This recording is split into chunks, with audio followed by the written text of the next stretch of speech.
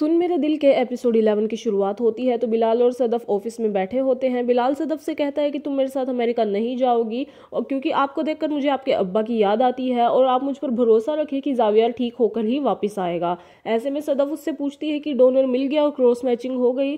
तो बिलाल उसे कहता है डोनर मिल तो गया है लेकिन वो बात नहीं करेगा और क्योंकि वो सबसे छुपकर आपकी हेल्प करना चाहता है। ऐसे में सदफ उसे दुआएं देती है। ये सब सुनकर बिलाल खुश हो जाता है और बिलाल उसे बताता है कि फ्लाइट मंडे सुबह 3 बजे की है, आप उसे एयरपोर्ट छोड़ने आ जाइएगा।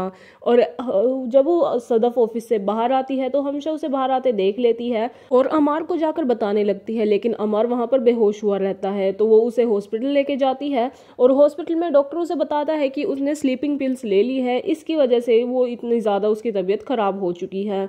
उसी वक्त हमशा को बिलाल की कॉल आती है और वो उसे स्लीपिंग पिल्स वाली बात बता देती है। तो बिलाल उसे कहता है कि उसे मेरी तरफ से फूल भेजना और ऑफिस में मुझे आकर मिलने के लिए कहना।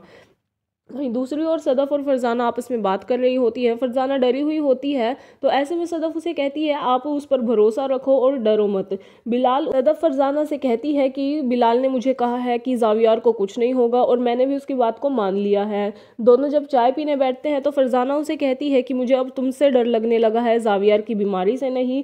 ये इस बात पर चर्चा हो रही होती है। उसी वक्त हमशा वहां पर आ जाती है और सदफ को बता देती है कि अमार हॉस्पिटल में है। हमशा उसे कहती है कि तुम्हारी बातों से डर कर वो मरने की कोशिश करने लगता है, किसी दिन ऐसा ना हो कि वो सच में ही मर जाएगा। तो ऐसे में सदफ फिर उसे कहती है कि वो एक्टिंग ही कर रहा है, मैं क्यों फिक्र करूं। लेकिन हमशा उसे कहती है कि ये जवाब जिस लहजे में तुमने मुझे दिया है, चलो हॉस्पिटल और उसे भी यही जवाब इसी लहजे में देना।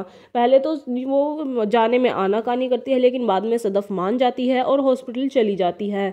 हॉस्पिटल में अमार की हालत बहुत ज़्यादा खराब होती है तो हमशा उसे कहती है कि तुम उसकी हालत देखो और अब जाओ और जाकर जो जवाब तुमने मुझे दिया था ना उसी लहजे में उसे दो। लेकिन सदफ कुछ कह नहीं पाती और वो उसे कहती है कि मैं इस हालत में ऐसे जवाब नहीं दे सकती। तो हमशा उसे कहती है कि तुम आज की इसकी हालत से डर गई, मैं तो रोज इसे मरते देखती हूँ, इससे नहीं देखा जाएगा कि तुम बिलाल अब्दुल्ला के साथ उसकी स्लेव बनकर रह रही हो। अपने बारे में ऐसी बातें सुनकर सदफ बहुत ज्यादा चौंक जाती है। हमशा उसे कहती है कि आज एक काम करो, फिर तुम आखिरी बार उसे कह दो, फिर चाहे जो होगा देखा जाएगा। सदफ इसे कहती है कि मैं इसे इस हालत में अभी कुछ भी नहीं कहूंगी। वहीं दूसरी ओर बिलाल ड्रिंक बना रहा होता है लेकिन सदफ की याद आती है तो वो उसे छोड़ देता है और अपनी सारी शराब वहां से फिकवा देता है सदफ से दूर होने के डर से। वहीं दूसरी ओर अमार को होश आया हुआ होता है और हमशा उसे खाना खिला रही होती है। अमार उसे कहता है कि सदफ आई और मुझसे मिलकर भी नहीं गई एक आखिरी बार, मैं इतना स्ट्रोंग नहीं हूं, मैं जब भी सदफ को बिलाल अब्दुल्ला के रूम से आता जाता देखता हूं तो शर्म से मर जाता हूं।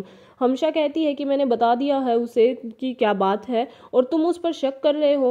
और वो कहती है कि शायद अब तुम्हारा शक कुछ ठीक भी था क्योंकि वो कुछ कहने आई थी। और अमार कहता है कि हाँ मुझे पता है वो यही कहने आई होगी कि मैं तुमसे प्यार नहीं करती। लेकिन हमशा उसे कहती है कि एक सवाल का जवाब अभी रह गया है जो मैं सदफ के मुंह से सुनना चाहती हूँ और तुम्हें तो शुक्रगुजार होना चाहिए, मुझे लगता है कि अब तुम्हारी जान बच ही जाएगी।